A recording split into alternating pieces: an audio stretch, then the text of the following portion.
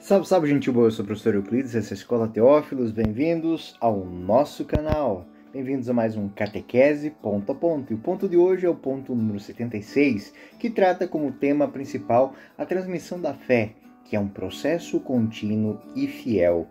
Este ponto número 76, ele está dentro da primeira parte da profissão de fé. Eu creio, nós cremos. Dentro do capítulo 2, Deus encontrou o homem. No segundo artigo, transmissão e revelação divina, é o primeiro ponto, a tradição apostólica, a pregação apostólica.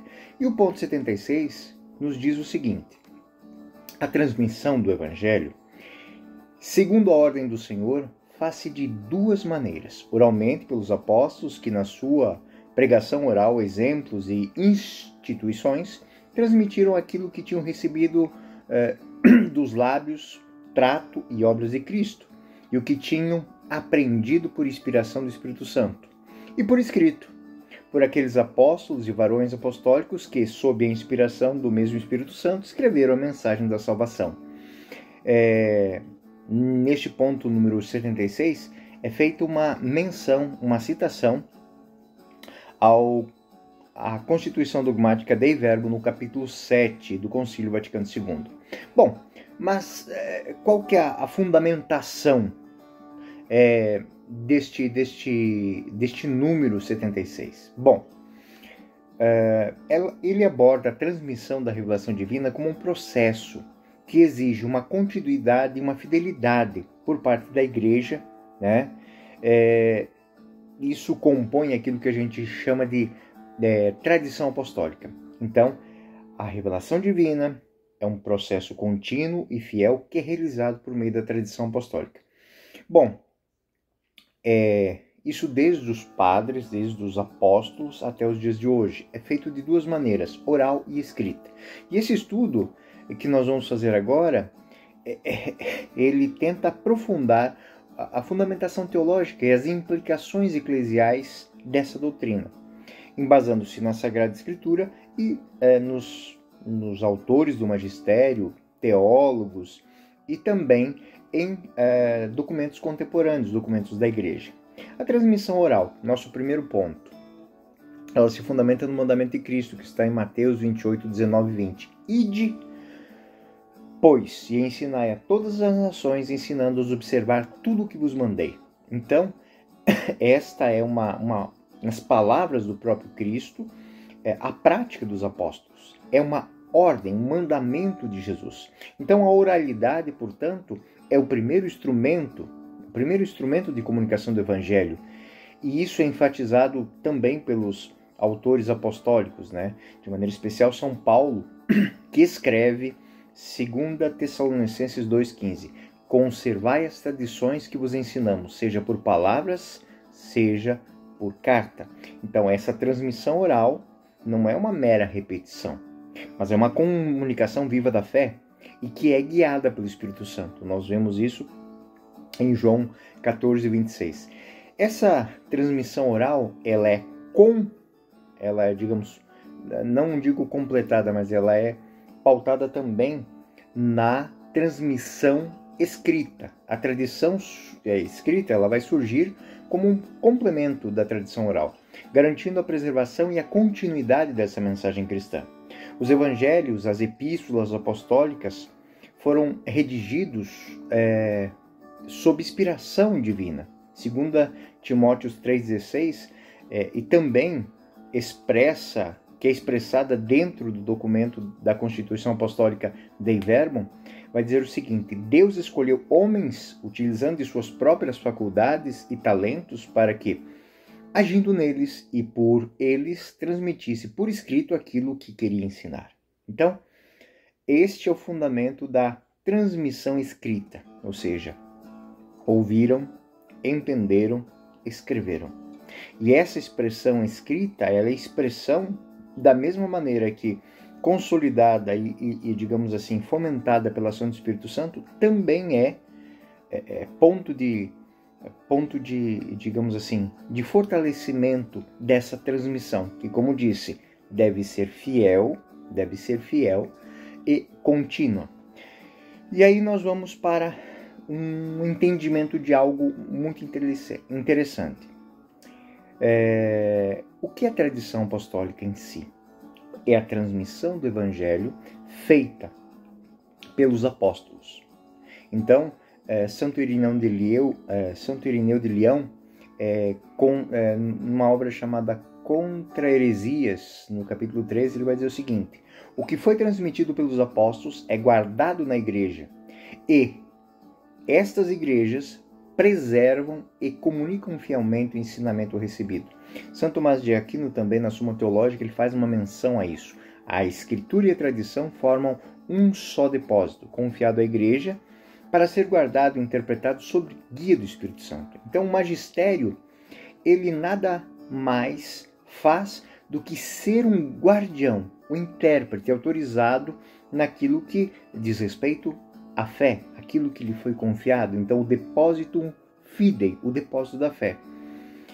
Para nós católicos, para nós cristãos católicos, apostólicos romanos ou também das igrejas orientais, qual a implicação eclesiológica e pastoral disso? Bom, a doutrina e a transmissão da revelação impacta diretamente na liturgia, na catequese, na missão da igreja. O próprio Papa Bento XVI, na exortação Verbum Domini de 2010, ele vai afirmar o seguinte: a palavra de Deus deve ser acolhida na liturgia, ensinada na catequese e testemunhada na vida dos fiéis.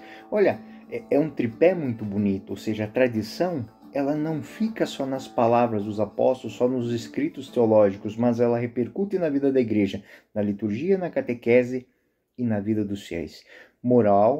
Moralmente, nós vivemos aquilo que Cristo nos ensinou. Através do quê? Daquilo que ouvimos, daquilo que celebramos, daquilo que aprendemos na catequese, e nos tornamos também parte desse depósito. Então, a tradição, o Papa Francisco, nos últimos tempos agora, ele escreveu muito sobre isso. Mas de maneira especial, na Evangelii Gaudium, de 2013, tem uma citação muito interessante para que a gente possa alimentar e fomentar o nosso estudo. O Papa Francisco, no Evangelii Gaudium, em 2013, ele vai dizer o seguinte: a tradição é uma corrente viva que nos une ao passado e nos projeta para o futuro, sempre sob a guia do Espírito Santo. Enfim, este tema do número 76 é um convite a todos nós, primeiro, a sermos fiéis às nossas tradições. Hoje, nos dias de hoje, parece que nós vemos ventos de todos os lados, todo mundo quer dar pitaco, quer construir, são modismos. É algo muito interessante. Você que é católico, apostólico romano, você que passou pela catequese, você que é catequista, você que é teólogo, você que é cristão, entenda uma coisa. Nós devemos entender que desde um pequeno versículo, é palavra de Deus, é inspirada, chegou até nós não sem esforços dessa igreja, sangue de mártires, toda uma caminhada de fé, embates teológicos contra heresias, contra a poluição mundana. Então essas palavras que chegam até nós, elas devem chegar até nós e devem cair nas nossas mãos de uma maneira que nós possamos olhar para cada palavra do Evangelho, cada palavra da Sagrada Escritura, cada palavra do Catecismo, cada palavra que está escrito nos documentos da igreja como uma verdadeira joia. Uma joia que foi confiada a nós e não pode ser dilapidada, primeiro, pelo nosso desconhecimento, pelo nosso desinteresse, pela nossa fragilidade enquanto nos posicionarmos enquanto cristãos.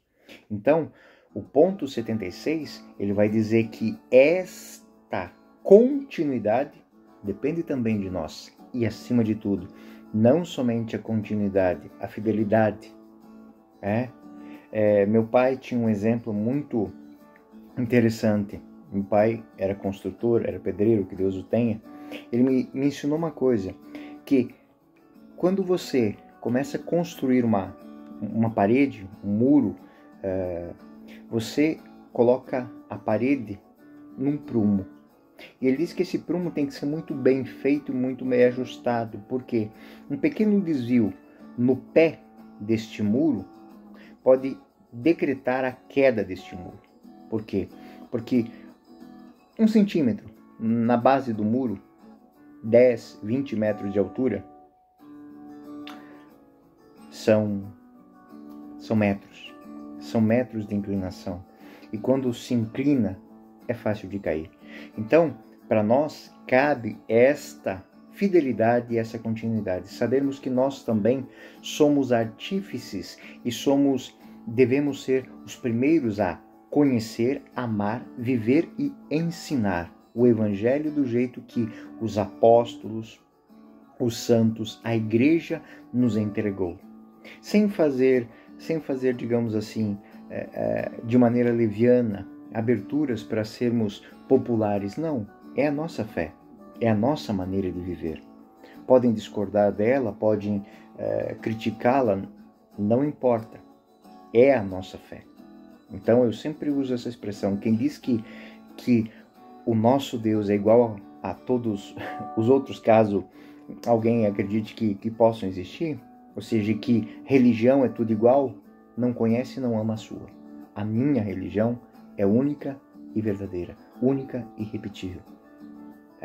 Então essa maneira de pensar, ela faz parte de que existem, como diz a própria teologia da igreja, sementes do evangelho nas outras religiões. Ok, sementes, mas onde ela foi plantada, regada com sangue de mártires, cresceu, deu fruto, e nós somos os frutos 2000 anos após, bebendo da tradição do Antigo Testamento, 2000 anos sendo insuflados e conduzidos pelo vento de Pentecostes, nós estamos aqui.